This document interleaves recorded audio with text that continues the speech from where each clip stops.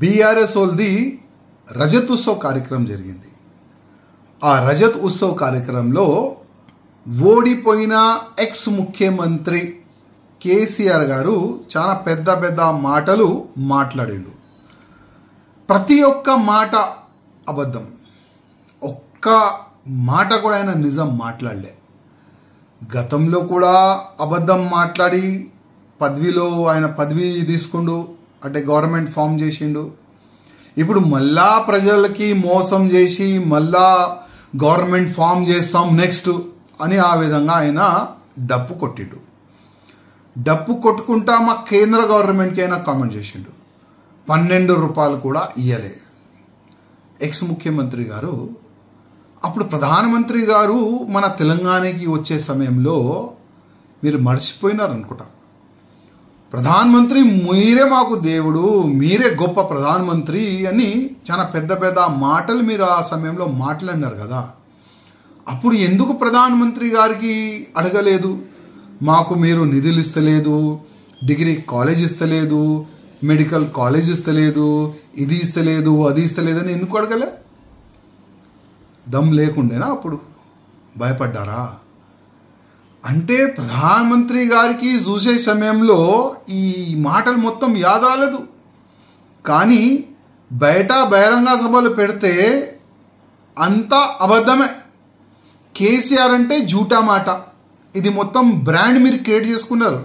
X ముఖ్యమంత్రి గారు ఒక మంచి బ్రాండ్ని మీరు క్రియేట్ చేసుకున్నారు. కేసీఆర్ అంటే అబద్ధం, కేసీఆర్ అంటే జూటా, ఆ విధంగా ఒక మంచి బ్రాండ్ మీరు తీసుకున్నారు. ఎక్స్ ముఖ్యమంత్రి గారు, నేను అసెంబ్లీ సాక్షిగా ఒక మాట అడిగిన, అసలు కేంద్రం నుంచి ఎన్ని నిధులు వచ్చినాయి ఏదైనా హిసాబ్ చెప్తారా, వైట్ పేపర్ డిక్లేర్ చేస్తారా అంటే మీరే అసెంబ్లీ సాక్షిగా కూడా అబద్ధం మాట్లాడినారు. 0 వచ్చింది అని అప్పుడు కూడా మీరు అన్నారు. ఇవాళ ఈ 10 సంవత్సరాలు అంటే మీ సమయంలో 10 సంవత్సరాలు 10 లక్షల కోట్ల రూపాయలు కేంద్రం నుంచి వచ్చింది. మన తెలంగాణ ఇవాళ డెవలప్మెంట్ అయిందంటే అది కేంద్రం వల్లనే. మర్చిపోయినారా? మీరు అబద్ధం మాట్లాడవచ్చు, కానీ తెలంగాణ ప్రజలకి అన్నీ తెలుసు. ఇవాళ రోడ్ కానీ, రైతులకి బెనిఫిట్ కానీ, ఫ్రీ రేషన్ కానీ, అన్ని విధాలుగా ఇవాళ మన తెలంగాణ డెవలప్మెంట్ అయిందంటే అది కేంద్ర వల్లనే అని జనాలకి తెలుస్తుంది. మీరు ఎంతైనా అబద్ధం మాట్లాడండి, కానీ తెలంగాణ ప్రజలు మేల్కుంటున్నారు. మీ రాజ్యం చూసినారు, అరే కేసీఆర్ వస్తే మన తెలంగాణ ఏదైనా అవుతుంది, డెవలప్మెంట్ అవుతుందని ప్రజలు మీ రాజ్యం చూసినారు. కానీ మీరు తెలంగాణ ప్రజలకి ఏమి ఇచ్చినారు? అప్పుల తెలంగాణ, మత్తు Telangana, bar and restaurant Telangana, గల్లీ గల్లీకి ఒక ఏమంటారు అది చిన్న చిన్న వైన్స్, ఆ విధంగా ఇచ్చినారు మీరు తెలంగాణ. ఇవాళ యువకులు ఎటో పోతున్నారు, ఏ మార్గంలో పోతున్నారు? మొత్తము తాగుడుకి బానిస అవుతున్నారు మన యువకులు. అది మీ వల్లనే. ఇది ఇచ్చినారు మీరు తెలంగాణకి, ఇంకా ఏమి ఇయ్యలే. అప్పుల తెలంగాణ చేసినారు. తెలంగాణ ప్రతి ఒక్క వ్యక్తి పైన అప్పు చేసిన ఎక్స్ ముఖ్యమంత్రి ఎవరు అంటే మీ పేరే వస్తుంది. ఇప్పుడు మీ అబద్ధం నడవదు. మీ పాలన చూసినారు, కాంగ్రెస్ పాలన చూస్తున్నారు. భూమి రేట్ పడిపోయింది, కరెక్టే. కొన్ని నిజం కూడా చెప్పినారు మీరు. 0 అయిపోయింది భూమి రేట్లు. ఇప్పుడు తెలంగాణ ప్రజలు బీజేపీ పాలన చూద్దాం అని ఆ ఫీలింగ్లో వెళ్తున్నారు. డబుల్ ఇంజన్ గవర్నమెంట్ వస్తేనే తెలంగాణ బాగుపడుతుంది. కానీ దురదృష్టం మా వాళ్ళు కరెక్ట్ లేదు. లేకపోతే ఎప్పుడో మా గవర్నమెంట్ వచ్చేది. కానీ ఏం బాధ లేదు, ప్రయత్నం చేస్తాం, కొట్లాడతాం, ప్రజలలోకి వెళ్తాం.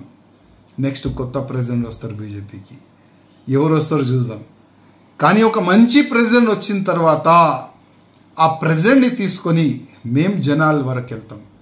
తెలంగాణ డెవలప్మెంట్ అవుతుంది అంటే బీజేపీ వల్లనే. డబుల్ ఇంజన్ గవర్నమెంట్ ఎక్కడెక్కడ ఉంది, ఏ రాజ్యంలో ఉంది, ఆ స్టేట్ చూడండి డెవలప్మెంట్ ఏ విధంగా అవుతుంది. ఆ విషయాల్ని మేము ప్రజల వరకు తీసుకొని వెళ్తాం. కేసీఆర్ గారు, మీరు మర్చిపోండి, నెక్స్ట్ గవర్నమెంట్ మాది వస్తుంది వస్తుంది అని డప్పు కొడుతున్నారు కదా, మీరు మర్చిపోండి. మీరు ఫామ్ హౌస్లోనే మంచిగా ఉన్నారు, మీరు అక్కడనే మీరు రెస్ట్ తీసుకోండి. లేకపోతే మూమెంట్ చూస్తారు మీరు. ఒక మంచి వాతావరణం క్రియేట్ అవుతుంది. కొన్ని దినాల తర్వాత తెలంగాణకి కొత్త ప్రెసిడెంట్ వచ్చిన తర్వాత ఒక మంచి వాతావరణం క్రియేట్ అవుతుంది. ఒక మంచి టీం తయారవుతుంది. తెలంగాణ ప్రజలు అనుకుంటారు, ఎస్ తెలంగాణలో బీజేపీ గవర్నమెంట్ వస్తుంది, డబుల్ ఇంజన్ గవర్నమెంట్ మాకే కావాలి, ఈ అప్పుల తెలంగాణ వద్దు, మాకు డెవలప్మెంట్ తెలంగాణ కావాలని తెలంగాణ ప్రజలు అనుకుంటారు. ఎక్స్ ముఖ్యమంత్రి గారు, మీరు ఇంటికి పోండి, ఫామ్ హౌస్కి పోయి పండుకోండి.